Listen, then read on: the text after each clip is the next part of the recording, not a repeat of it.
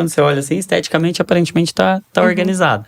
Mas ela pode não estar organizada nesse sentido de que cada coisa tá na sua casinha. Aí ela está arrumada. Arrumada. Ela não está organizada. Legal. Existe a diferença do arrumado e organizado. Assista ao vídeo e venha aprender mais sobre fatos e curiosidades do mundo da neurodivergência. Como eliminar coisas? O essencialismo, eu fiz um paralelo aí, trouxe um pouco da psicologia, do pensamento, do sentimento e da ação, do comportamento. Que na comportamental a gente fala muito, né? Que o pensamento gera o sentimento que gera o comportamento. E o que acontece? Se isso não primeiro internalizar na sua cabeça do porquê eu vou tirar os excessos, isso vier para o seu coração, eu realmente preciso fazer isso, não vai acontecer. Então você precisa entender primeiro o porquê que eu tô tendo tanto excesso assim. Por que a gente tá, sabe? Por que os meus filhos estão sempre infelizes, querendo mais coisa, mais brinquedos? Alguma coisa tá faltando, né? Existe um jargão que fala que atrás de todo excesso existe uma falta. Às vezes a gente tenta suprir. Eu falo muito disso, né? A gente vai pro shopping para suprir, você não tá precisando de nada, mas você tá cansada às vezes. Sim. Você tá querendo, mas eu trabalhei tanto, eu mereço. Você tá querendo suprir algo que não tem a ver com aquela compra. Sim. Então o excesso, primeiro, ele tem que passar por que eu tô comprando tanto? Por que eu tô atulhando tanto a minha casa com coisas? O que tá faltando, o que tá fazendo eu fugir para coisas. E quando você entende um pouco disso, que você está transferindo alguns problemas e aquilo nunca vai suprir, porque depois que você comprou aquela última peça, você vai comprar uma outra, daí o problema vem, você vai comprar de novo, você vai estar sempre nesse ciclo, comprando, tentando suprir, comprando. E também não só compra, mas a comida também, né? A compulsão vem disso também, né? Tentar suprir outras dores. Então, quando você entende que o primeiro entender por que eu tô nesse ciclo, e depois você consegue fazer isso com menos dores. Porque desapegar também é dolorido. Sim. É aquilo que a gente até falou no outro também.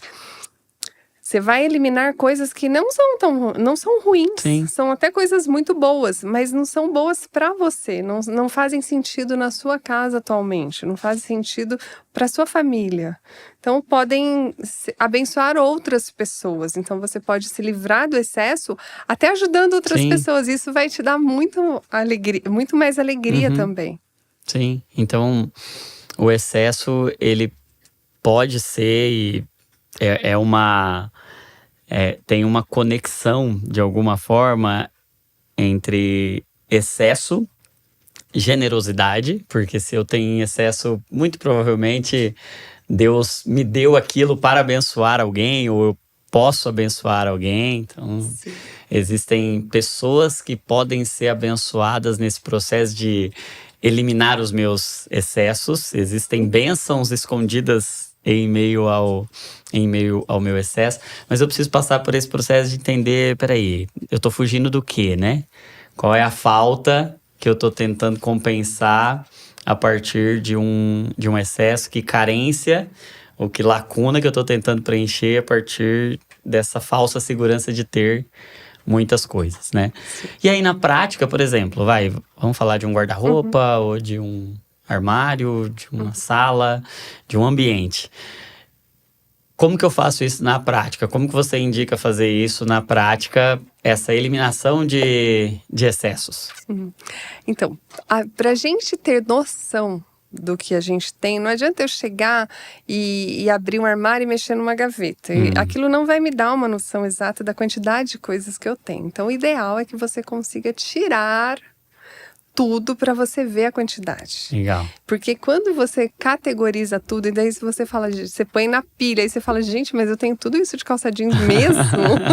Você se assusta com as coisas que você tem. Você relembra coisas que você fala, gente, eu não lembrava mais que eu tinha essa peça. Porque estava tão escondido ali no caos da bagunça que eu não lembrava mais. E você acha coisas, gente, isso aqui era da minha adolescência, isso aqui era de quando nossa, isso aqui era do meu filho, isso aqui. Então você começa a achar coisas. Para quem nunca fez esse processo, é muito bacana você tirar tudo.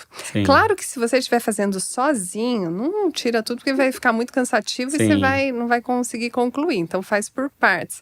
Mas é importante assim, se eu vou organizar agora minha roupa de academia, por exemplo, eu tirar tudo que é desse assunto. Sim. Se eu vou mexer na cozinha, é panela que eu vou ver hoje, então eu vou tirar todas. Tá, então eu vou eu tirar fraciono aquelas por por assunto. nichos, por assuntos. Eu vou tirar todas, vou tirar aquelas que estão lá na despensa que eu uso só de vez em quando, eu vou tirar. Porque quando eu conseguir dimensionar a quantidade que eu tenho, fica muito mais fácil eu falar, não, eu tenho muito mesmo. Nossa, eu não tenho necessidade de tudo isso. Eu posso diminuir um pouco. Claro que a gente está falando de pessoas que precisam de espaço, né? Porque, de repente, você tem uma casa que acomoda tudo que você tem. E está organizada e tá tudo bem. Você pode ter. A gente não é contra. Sim, o essencialismo não é sobre ter pouco, né? Não, é sobre ter o que é essencial para você. Ter o que é essencial. Por exemplo, você tem uma célula na sua casa, um encontro, que vocês DNA, chamam de DNA, né? E aí, você precisa ter coisas para você receber essas pessoas. Sim. Você precisa, às vezes, ter cadeiras sobressalentes para que você possa acomodar bem essas pessoas. Então, não é que eu tenho que ficar com 4 cadeiras na minha casa. Não, eu tenho que ficar o que é essencial para o meu modo de vida. Então, se o essencial é eu receber 12 pessoas, uma mesa com 12 é o essencial para mim, mesmo na minha família, nós sendo em 4, tá tudo bem. O que é essencial para mim. Então, a gente precisa entender um pouco disso pra gente não sair, né? Sim, não achar tirar que conclusões. é sobre ter pouco ou ter muito. Não, é sobre ter o essencial. Ter o essencial. E o essencial passa, por exemplo, tem mães que elas já vão levar o filho para a escola com a roupa de academia e dali já vai para o mercado. E não sei o quê. Então, ela usa muito mais roupa de academia do que uma outra pessoa, que não faz tanto. Então, o essencial para ela é aquilo, é ter essa gaveta organizada, é ter... Então, é entender o essencial para cada pessoa. Uma pessoa que não cozinha em casa, que não come, ela não tem. Sim. Não é essencial para ela ter um monte uma quantidade de panela. muito Ela pode ter 2 ou 3. Já uma pessoa que recebe bastante, vai ter mais. Então, a gente tem que entender o que é essencial para gente, para nossa casa, para nossa família. Sim. Então, o essencial tem muito a ver com a minha essência, né? Exatamente. Vem dessa mesma raiz. Então, eu vou tirar tudo e vou ver o que é essencial e o que é excesso. Excesso, distração. Legal. E aí, a primeira coisa, então, eu vou olhar para aquele todo, vou ter uma noção de quantidade e aí eu vou eliminar. E Isso. como eliminar? Você falou de algumas formas, né? Uma delas é doar. E o que mais que a gente pode fazer para não ficar perdido nessa eliminação? Na hora de eliminar, o que você tem que começar pensando é o que eu vou ficar, o que eu quero pra mim. Porque às vezes a pessoa começa da forma errada, ela começa tirando o que eu não quero. Tá, legal. Isso já faz assim, aí você começa a ver aquela pilha de coisa que você tá tirando Aí e fala, começa a tô doer. tirando muito.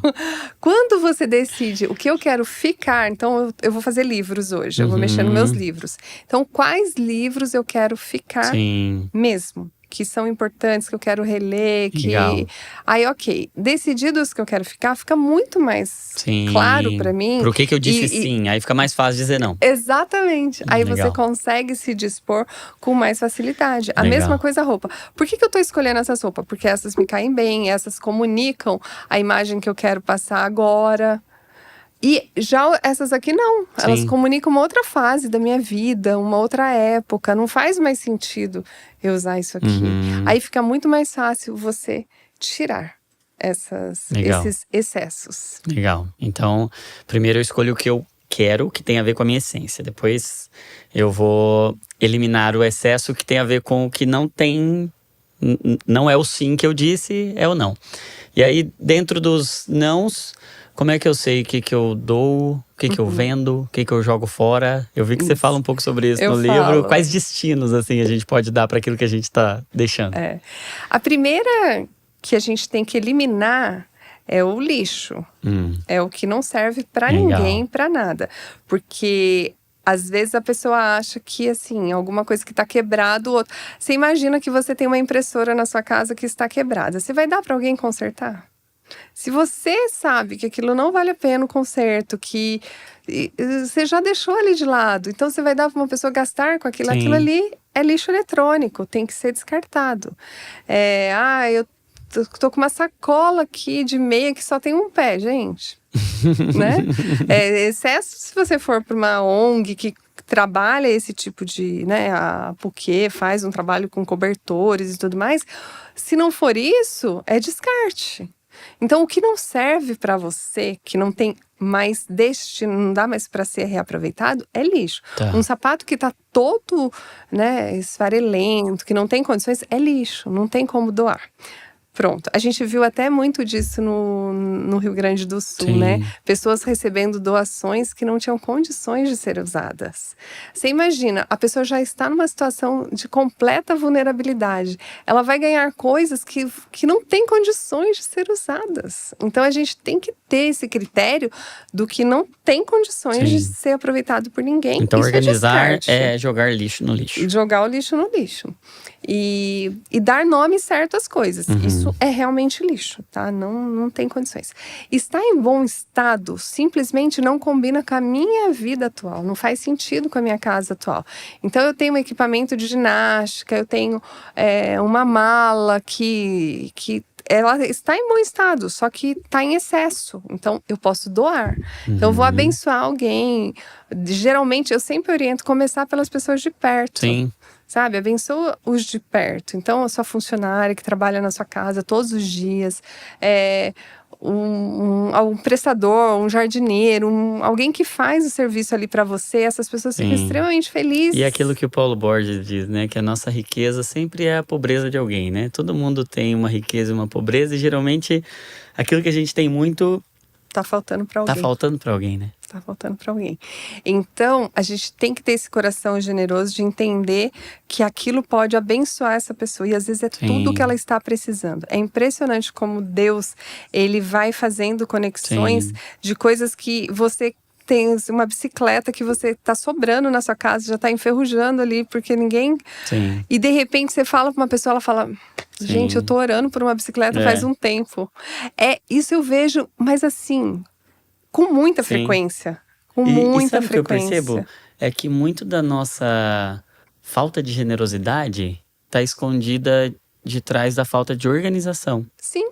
Porque eu não consigo ter essa percepção de que, poxa vida, isso aqui é desnecessário para mim, não é mais essencial, e tal pessoa tá precisando. Eu não sei, porque minha vida tá tão bagunçada que eu nem sei o que eu tenho e o que eu não tenho, né? Sim, muitas vezes não é nem falta de generosidade. Sim, é falta de organização. Quando você pega um hobby box, às vezes, lotado de coisas, você começa a tirar, a pessoa fala, gente, eu nem lembrava que eu tinha isso aqui. E aí, falei da bicicleta, porque eu vivi uma situação assim, que eles tinham várias bicicletas, os filhos foram crescendo e foram trocando de bicicletas, e aí as menores ficavam. E tinha da esposa também, que mudaram por um modelo mais moderno e tal. E quando ele ofereceu para o funcionário chorou, porque ele usava a bicicleta para ir para o trabalho e a dele era muito ruim. Sim. Ele ganhou uma bicicleta nova, praticamente. Então, a gente às vezes não se dá conta que aquilo que pra gente tá ali entulhando a nossa casa, tá faltando para um essencial para outra pessoa. Sim. Sabe? É excesso pra gente, é essencial pro outro. Teve uma cliente que ela doou assento, que numa época que ela ficou doente, ela precisou usar aqueles assentos, né? E aí ela tinha vários, porque eles tinham boas condições financeiras, então ela comprou, foi testando modelos e modelos até achar um que era super confortável e tal. E aí, quando a gente foi lá, ela já tinha passado por esse processo, ela falou, Elaine, mas para onde a gente pode doar isso daí? Eu falei, vamos entrar em contato com algumas ONGs que cuidam de idosos, né? Casa do idoso, enfim. Quando eu falei com a moça, ela falou assim, você não acredita. É uma dos itens que está na nossa lista aqui, que a gente tem mais necessidade, a gente está precisando. Quando eu levei todos lá para ela, ela ficou tão feliz. Ela falou, nossa... Então, assim, Deus faz essas conexões. Então, se você olhar para o lado, é aquele girar, sabe? Ver quem está precisando. Às vezes, você põe no grupo do condomínio. Eu vejo muito isso. Às vezes, eu estou trabalhando num condomínio, a pessoa fala, tira foto, fala, olha, eu tô com esse item aqui. Na hora, aparece alguém para pegar. E, às vezes, passa por planta, passa por... É tanta coisa que você fala assim, será que alguém quer isso? Alguém quer. Sim, e eu acho que é um ponto de conexão, de comunhão também, né? Sim. Porque vai exigir alguém que tem humildade de receber e alguém que tem humildade de entregar, né? Sim. De soltar. Ó, tô soltando isso aqui e alguém que tem humildade também pra falar, poxa vida, Eu tô precisando. eu tô precisando disso aqui, eu aceito, né? Eu Sim. aceito receber isso. Isso tem tudo a ver com essa essência do Deus Trino, que aceita receber de nós, apesar de não precisar de nada, mas ele recebe de nós porque ele dá, porque ele é esse Deus doador, que tá o tempo todo sendo generoso com a gente, mas ao mesmo tempo ele permite que a gente seja generoso entregando também a ele e a outros. Então, se eu não tiver uma vida organizada, e se o meu coração não está organizado, meu ambiente não está organizado, essa unidade, né? Eu e o meu ambiente não está organizado, eu vou ter muito mais dificuldade de ser generoso, porque a generosidade, ela pode ser até um ato impulsivo. Eu vou dar isso aqui, mas não é um ato de fato movido por fé, movido por uma consciência, por compaixão. Então, dentro desse processo de descarte, de eliminação do excesso, tem a generosidade. Eu posso ser... E é um hábito de gente cheia do Espírito Santo. A gente vê isso lá em Atos, né? Uma das coisas que brotava do povo cheio do Espírito Santo é essa generosidade. É esse povo que entende. Aí eu posso doar ou eu posso também vender. Sim. Como fazer isso? Hoje em dia também está muito comum esse mercado do second hand, né? Tá muito em alta. Você vender barato, claro, você vai vender mais barato, mas outras pessoas também vão poder comprar mais barato. Então, existem brechós de luxo, que compram bolsas, que compram artigos mais caros, e brechós comuns, que compram roupas comuns em bom estado. Às vezes a pessoa, ela se prende muito assim, mas eu vou dar isso aqui, eu paguei tão caro. E às vezes, para as pessoas das quais eu vou doar, elas não vão valorizar. Então, ok, tá tudo bem, você comprou com seu dinheiro. Você pode muito bem vender isso daí e recuperar uma parte desse dinheiro. Então, essa também é uma opção bacana que você pode fazer. Eu tive uma cliente que ela esvaziou o armário dela. Ela falou, eu quero tirar 70% do que eu tenho aqui, tá muito abarrotado e tal. E eram coisas muito boas. O que ela fez? Ela levou para a empresa dela e vendeu cada peça R$10 para os funcionários dela. Então, os funcionários dela puderam comprar roupas de qualidade por R$10. E aí, toda a renda revertida, ela doou para uma ONG que fez uniformes escolares para as crianças. Olha, então, assim, lindo. Fechou o ciclo. Sim. Ela falou, todo o meu excesso ajudou os meus funcionários e depois ajudou essa instituição. Muito bom. Então, e ela ficou tão feliz, porque não foi só o estar com um closet muito mais harmonizado, muito mais a ver com ela. Além disso, eu fiz algo muito maior do que eu. Sim. Então, eu estava lendo um livro que na Dinamarca eles fazem a festa da troca.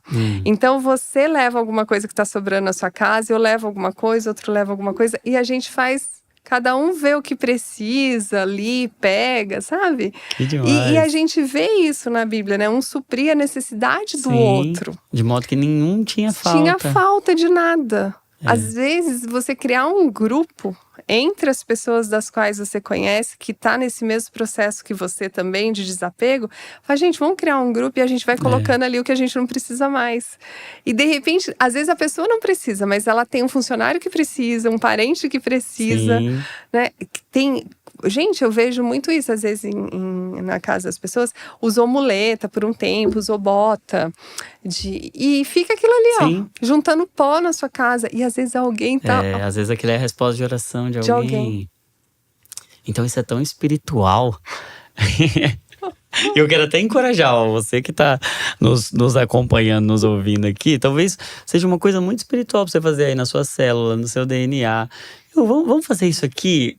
É um ato de generosidade, é um ato espiritual, porque a gente está organizando o interior organizando o exterior e organizando essa casa aqui, a gente está criando um ambiente mais apropriado para o espírito que habita em nós. E isso tem tudo a ver com o ambiente interior que a gente tem a oferecer às pessoas, ao jardim que as pessoas vão conviver. Então, fica uma dica / missão para você colocar sua vida em ordem, para você pegar, não fazer desse conteúdo só mais um conteúdo de informação. Fala, peraí, vamos aplicar isso aqui. Eu preciso organizar minha vida, eu preciso organizar, e não dá para organizar a vida sem organizar o ambiente. Você já entendeu que você faz parte do ambiente onde você tá, a gente aprende isso com Deus. Então vamos organizar, beleza, como que eu vou fazer? Vou fazer isso em comunhão, vou pegar minha célula, vou pegar um grupo de amigos, eu vou pegar o meu DNA, vamos fazer isso aqui, vamos organizar a nossa vida juntos? E aí a gente vai suprir a falta um do outro por meio desse processo de organização. E aí eu fico com coisas. As coisas que eu guardo. Sim. E como é que eu faço? Eu queria fazer 2 perguntas. O que guardar e como guardar? Uhum. O que guardar? Eu vou guardar tudo que faz sentido para mim. E eu vou guardar, eu falo muito das coisas úteis e bonitas. Porque a gente tem que viver num ambiente bonito. A gente tem que viver. Deus fez tudo de forma bela. Sim. O belo, ele a beleza é um atributo dele, né? Exatamente, é incontestável. E quando você olha para o belo, ele aponta para Deus. Então a nossa casa, ela precisa apontar para Deus.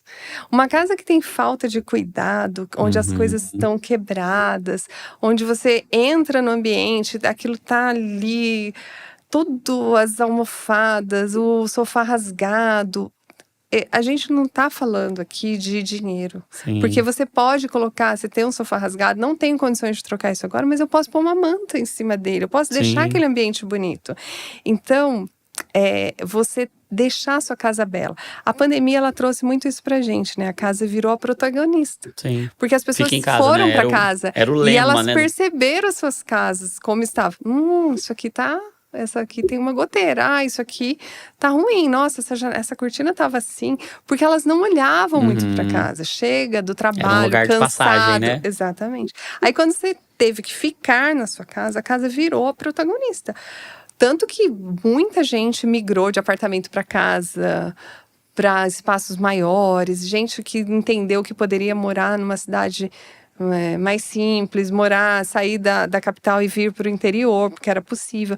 Então a casa, ela virou a protagonista, só que ela tinha que ser desde sempre, porque é onde o coração é formado. Sim. Então a gente precisa ter as coisas bonitas e úteis na nossa casa. Ok, então eu já tirei o excesso, eu tirei tudo que é inútil, eu tirei tudo que é feio, rasgado, quebrado.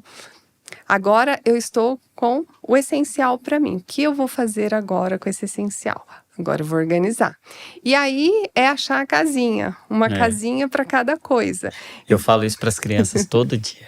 Faz parte do meu discipulado com as crianças. Lembrem-se, crianças, numa casa, cada coisa tem a sua casinha. Qual é a casinha desse brinquedo? Qual é a casinha dessa chave? Qual é a casinha dessa colher? E aí as crianças já falam, a casinha é ali. Então eu te agradeço por me ensinar isso. E isso é muito gostoso e ele é muito prático, porque uma vez que você criou a casinha, é só voltar aquilo para o lugar certo. Então, vou criar as casinhas. Então, onde eu vou guardar equipamento de esporte? Aqui. Onde eu vou guardar minhas coisas de viagem? Eu vou pegar uma gaveta e vou colocar tudo que eu uso para viajar. Então, ali vai ficar a balança de viagem, ali vai ficar os cadeados da mala, ali vai ficar as nécessaires que eu uso, travesseiro de pescoço, então tudo. Porque na hora que eu for viajar, eu vou naquela casinha e pego tudo que eu preciso. Porque senão na hora da viagem você fala, onde tá os cadeados? Não sei. Tá, então. Aí você acaba comprando outro. E isso gera o excesso, muitas vezes. Porque você não sabe onde tá, você vai lá e compra de novo. Sim. Então, achei a casinha de cada coisa. Pronto. Tá resolvido a minha casa. Se a casinha for pequena, é porque eu tenho muita coisa. Então eu só tenho essa gaveta para utensílios de cozinha. E não cabe. Então eu tenho muito utensílio. Sim. Porque eu não preciso de um lugar maior. Eu tenho que aprender a viver no espaço que eu tenho. Às vezes as pessoas falam assim, mas será que eu preciso comprar outra cômoda? Será que eu preciso comprar... Não, será que você não precisa tirar algumas coisas que estão em excesso? A pergunta é outra. Porque a sua casa dá para acomodar o que você tem. Deveria dar, né? Sim, sim. Muito bom, muito bom. Então, eu preciso achar a casinha de cada coisa. E numa casa, cada coisa tem que ter a sua casinha. Aí, se eu não tenho uma casinha para cada coisa, eu vou deixando, ainda que de forma aparentemente organizada, mas não tá naquela casinha, por exemplo, tá dentro da gaveta. Mas não necessariamente é a gaveta daquela coisa. A casa, quando você olha assim, esteticamente, aparentemente tá organizada. Mas ela pode não estar organizada nesse sentido de que cada coisa tá na sua casinha. Aí ela está arrumada. Arrumada. Ela não está organizada. Legal, legal. Existe a diferença do arrumado e organizado. Você entra na casa, não tem louça na pia, a cama está arrumadinha, os armários, tá tudo dentro do armário. Só que se você abre o armário, cai tudo em cima de você. Então... E a gente chama isso de organizar muitas vezes. Mas não é, né? Isso é uma casa arrumada. Então, organizar é você ter o lugar certo para cada coisa. É você, tipo, levantar no escuro sem tropeçar em nada e conseguir chegar para, né? Ou se você tá na rua e acontece um acidente, você conseguir ligar para sua esposa e falar assim, olha, tá na terceira gaveta o cartão do seguro, assim, assim. E ela ir lá e realmente achar aquilo, estava lá. Você precisou se internar alguma coisa e você consegue orientar a sua família a fazer uma bolsa para você.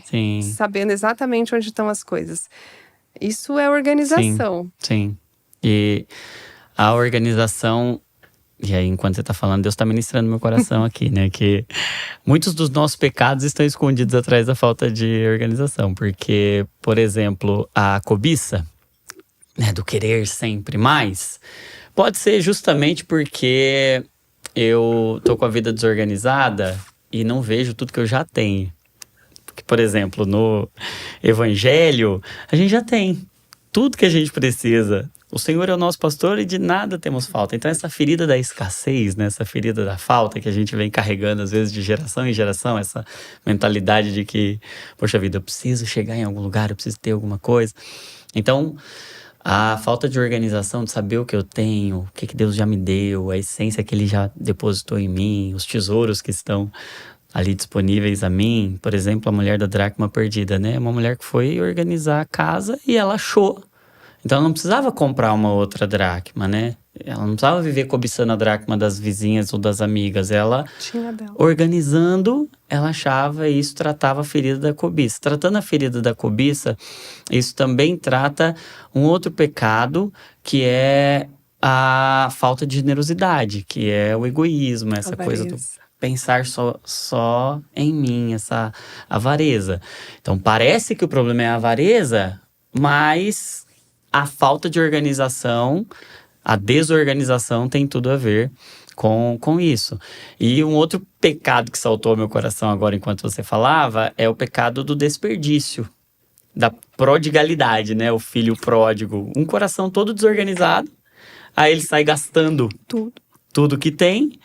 E até o termo pródigo, né? A gente associa a perdido, mas o termo pródigo, o termo jurídico da prodigalidade, eu aprendi isso com a Gé na faculdade de Direito dela, né? Pródigo é aquele que desperdiça.